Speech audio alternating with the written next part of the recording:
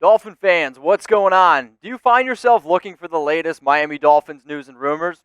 Luckily for you, we're a YouTube channel that covers your favorite team. So what I want you to do right now, hit that big red button that says subscribe so that way you don't miss anything, the latest news, rumors around your Miami Dolphins. And by the way, we are the fastest growing Miami Dolphins channel. So the first story that I want to cover here is from the Miami Herald, and I think it's pretty interesting. They literally titled an article that there's no must-win games at this point, referring to their Week 1 matchup against the New England Patriots. My only thing is this. This is the National Football League. Every single game is must-win. This isn't MLB. This isn't the NBA where you play a ridiculous amount of games. This is the NFL. You get 16 games. You need to show up every single week and win. So for the Miami Herald to say that at this point in the season, there's no must-win games, I'm sorry. I am going to respectfully disagree. So you know what? Let's look at this Week 1 matchup that I'm telling y'all right now. It is a must-win game, especially because, guess what? It's against the New England Patriots, the team that has been absolutely dominating this division for basically my entire life. So Sunday, 1 o'clock Eastern time. Hopefully y'all are tuned in. The spread in this one, Miami, they are the underdogs plus 6.5 points. The over-under in this game is 43. Before I tell y'all to predict the score, I do want to at least give you a little bit of insight of the last 5 matchups so you just know exactly what you're trying to predict here. But, hey, the advantage Miami Dolphins here. So they are winners 3 of the last 5 games. Most recently, 27-24 road win. The Patriots blew them out. Patriots again blew them out. Bottom line is this. When the Dolphins win, they keep it pretty close. But when they lose, I'll be honest, it does get quite ugly. So what I want every single person to do right now, if you're watching this on YouTube, if you watch this on Facebook, Chat Sports is all about the interaction. So predict the score. Miami Dolphins going on the road to Foxborough, going up against the New England Patriots. There's no Tom Brady. Yes, they have another big-name quarterback now in Cam Newton, but I want you to let me know who's going to win this game. Predict the score, the Miami Dolphins or the New England Patriots. Special shout-out to today's sponsor, BetUS. If it wasn't for them, we wouldn't be able to make this video. But what I want you all to do right now, if you want to go bet on the Miami Dolphins to beat the New England Patriots, if you want to bet on any NFL game this entire season, heck, if you want to bet on Tua to win Offensive Rookie of the Year, you can do all of that at the link that you see below. So what I want you to do right now, play now, chatsports.com/bet, but make sure that you use promo code CHAT for 125% deposit bonus. You know what? I'm not done there. I got a little cherry on top, if you will. Jersey giveaway alert. Start playing the sirens right now. The first 5 people who want to bet on the Dolphins to beat the New England Patriots, I want you to DM us on Twitter. We're at Chat Sports. It's pretty easy to find. So it's at Chat Sports on Twitter if you want a chance to win a Miami Dolphins jersey. But it is first come, first serve, so make sure you hurry up. Let's get into today's show, the latest Miami Dolphins news and rumors. If you're watching this on our Chat Sports YouTube channel, I'll be honest with you, you're a little bit late. If you want these stories plus more Dolphins news and rumors, go subscribe to our Dolphins-only channel, youtube.com/Dolphins News. Let's get into it. Xavien Howard, one of the top cornerbacks for this Miami team, is he going to be able to play Week 1 against the New England Patriots? So last season, cut short, played in only 5 games.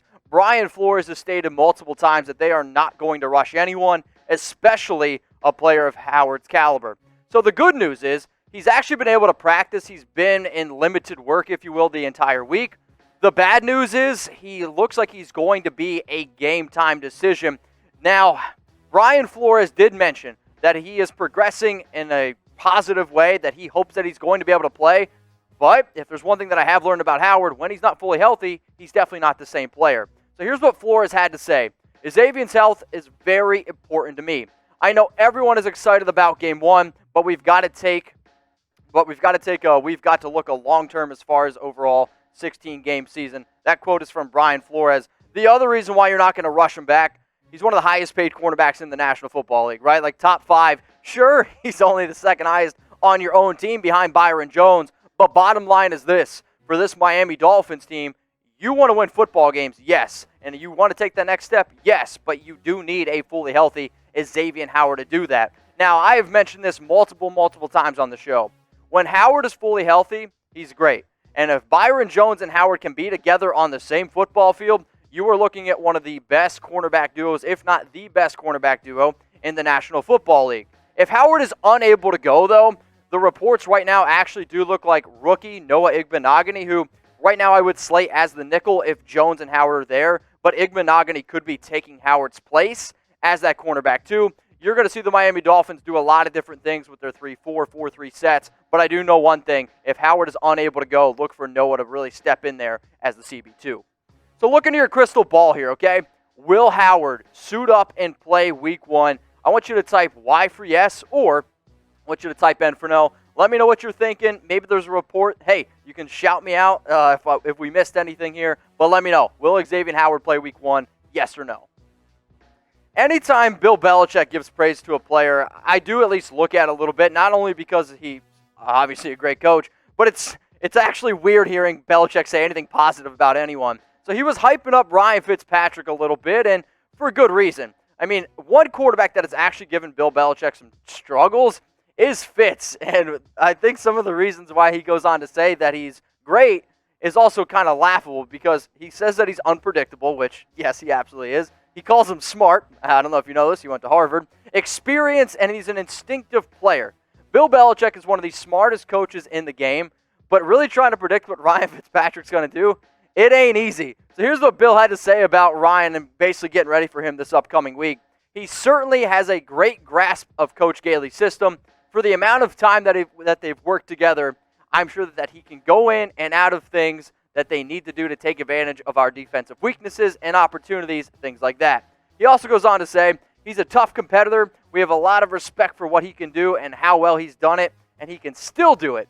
He's a little unpredictable, so that just makes it a little bit more difficult to defend because of his versatility and his ability with his confidence, attack weaknesses, and his defensive presence. So, yeah, you're going to get the good, and you're also going to get the bad of Ryan Fitzpatrick. That's also kind of what makes it, Fitzmagic. I think that is part of his name. But when I really look at Fitz, when he was at his best, I mean, you don't really got to look too far because it was against New England in Week 17. And if I'm Bill Belichick, I'm thinking, okay, how did this guy beat us the last time? They were efficient. They ran the football well. They relied on their defense. But at the bottom line was this. Fitzpatrick didn't turn the football over. When he doesn't turn the football over, he can actually look like one of the best quarterbacks in the league. But when it starts going south for him, it definitely does. So I'm really, really curious to see how Ryan Fitzpatrick does going up against this New England defense that, sure, was one of the best in the league last year, but did lose a lot of players to opt-outs. So you know what I'm going to be watching? How many passing yards Fitz is going to chuck against the New England Patriots. And since I'm having a little trouble trying to figure it out, what I want y'all to do is make my life a little bit easier. I mean, come on, that's what I do the show. For you guys to make my life easier. How many passing yards for Ryan Fitzpatrick this week going up against the New England Patriots? The next thing I want to dive into, because anytime we talk about Fitz, anytime we talk about the Dolphins, we got to talk about Tua as well. So Greg McElroy, who also was a quarterback at Alabama, and that's probably the only thing he's ever done, goes on to talk about how Tua will replace Ryan Fitzpatrick at some point. Is this breaking news? Not really, but it's a matter of just getting another person's opinion on when exactly it's going to happen. McElroy goes on to say that he thinks it's going to happen in the middle of the season, maybe even a little bit earlier. Again, he leaves himself a very large window. Is Fitz going to start? Yes. Did the Dolphins draft Tua to be the future? Yes. Great job, McElroy. Now, he does dive into some interesting quotes, which we'll get to here in a second. But the reason why I know the Dolphins have a lot of confidence in Tua is because they got rid of Josh Rosen. You can say what you want about Rosen, but realistically, getting rid of him, to me, said one thing. Brian Flores, that this Dolphins organization was ready to rock and roll with Tua as the backup, just in case something did happen to Ryan Fitzpatrick.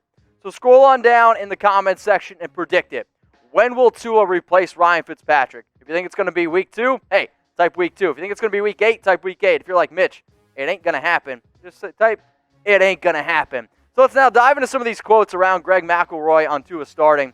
If history's any indicator, yes, Tua will start. Again, thanks, Greg. And each of the last 3 times that we've seen Ryan Fitzpatrick start the season on opening day as the starter, he's replaced either by Game 6 or before Game 6. Okay, so maybe he's going with Game 6. Not so fast. And if you look, too, over the course of his history, 139 starts, a pretty impressive career that Ryan Fitzpatrick's had, all things considered, but he's also had 17 starts of those 139 that result in 3 or more interceptions. So 12% of his starts have accounted for 3 or more interceptions. Now listen, I've seen some crazy Ryan Fitzpatrick games. There's no doubt about that. And in fact, I do actually have one more quote for you, but before I dive into it, I do want to tell you one more time, hit that subscribe button. If you are a diehard Dolphins fan, go subscribe to the fastest growing Dolphins YouTube channel. So youtube.com/Dolphins News, hit that sub button. The last quote I got here is, again, McElroy on Tua starting. So I think there's going to be a time, whether it's week 5, week 6, maybe as late as week 8, where he goes out there and throws 3 or 4 picks that gets absolutely blasted, and then basically Tua, it's time for him to start in Miami. So he expects him to start somewhere in the middle of the season, maybe slightly before. I understand that, and I understand the hype is around Tua, and you can see that with these Rookie of the Year odds. Imagine a player who's not starting and in the top 4 of Rookie of the Year odds. Now, sure, it's because he's a quarterback, but the fact is this. Joe Burrow, plus 300 odds. Clyde Edwards-Helaire, plus 325. Jonathan Taylor, plus 900. Tua, you can risk $25 and go up to win $225 if you bet on Tua to win Offensive Rookie of the Year. Today's sponsor is BetUS, and if you want to go bet on Tua winning Offensive Rookie of the Year, if you want to bet on the Dolphins to win this week, just go to chatsports.com/bet. That link is available for y'all. Just look down there below on the screen. Also, the promo code CHAT is going to save you $125, or you're going to get 125% deposit bonus. My bad. We're hooking you up with the best deal on the internet. So if you want to bet on the Dolphins, if you want to bet on Tua, chatsports.com/bet. So take a guess here. Who's going to win Offensive Rookie of the Year? Scroll on down. Let me know. Is it going to be Joe Burrow, Jonathan Taylor, DeAndre Swift? Is it going to be Tua? You might get mad at me. I am going to put my money on Joe Burrow because, well, quarterbacks normally win, and I know that he's going to be starting all 16 games if he can stay healthy. Last story, and then I'll get out of here. Are the Dolphins the 27th best team in the NFL? ESPN released their final power rankings for the upcoming season. They have Miami projected to win only 6 games, and as the 27th best team, their playoff chances at only 14%. Now, I know a lot of Dolphins fans have a lot of hype, but you have to admit, there are a lot of question marks around this football team. So what I'm going to do right now, I'm going to walk you through their entire 2020 schedule, and then I'm going to ask you how many games they're going to win. So if you want to yell at ESPN, now's your time to do it. Week 1 at New England. We'll roll through these pretty quick. Bills, Jags, Seahawks. That's a pretty interesting first 4 games. 49ers, Broncos, Chargers, Rams. That is not an easy slate whatsoever. Then we got a stretch of 5. By the way, I hate when the NFL does Jets by Jets. Really? Come on, man. And then the last 4 games of the season, Chiefs, Patriots, Raiders, and at the Bills. It is not a very easy schedule whatsoever. I believe according to ESPN, they have the 11th hardest schedule in the National Football League. A team coming off 5 wins. Is it going to be better this upcoming season? So I want you to predict the Dolphins' 2020 record. Scroll on down. My initial prediction was 7-9. If you want to yell at me, you can find me on Instagram at Mitchell Renz 365.